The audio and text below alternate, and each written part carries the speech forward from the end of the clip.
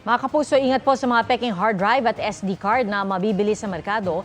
Baka kasi imbis na maitago ang mga files, masira lang ang mga ito. Sa Maynila, 2 warehouse ang sinalakay kung saan mahigit 30 milyong pisong halaga ng peking external storage devices ang nasamsam. Nakatutok si John Consulta.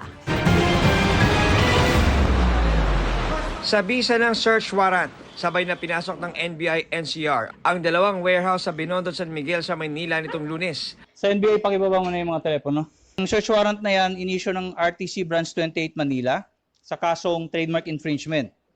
Ang kanilang pakay, kumpiskahin ang mga peking external storage devices tulad ng hard drive, flash drive at SD card. This is a counterfeit item. Mahigit 31 milyong piso ang halaga ng mga nasamsam.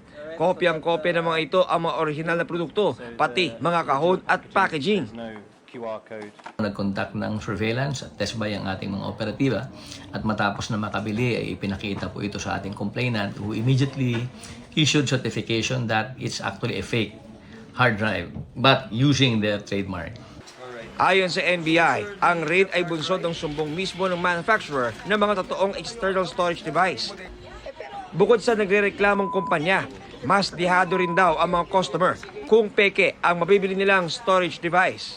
You are not able to consume and make use of the full capacity and memory of the hard drive. Apart from that, dahil nga po hindi tayo nakakasiguro kung anong pyesa ang ginamit dito, meron pong tendency na malamang masisira ang mga files ng ating sinasave, makukurap. This is a counterfeit. Walang naaresto pero naharap sa reklamong paglabag sa trademark infringement law ang mga may-ari ng kumpanyang nasa likod ng peking storage devices. Sisirain ng mga ito, oras na maglabas ng utos ang korte. Para sa GMA Integrated News, John Consulta, nakatutok, 24 oras.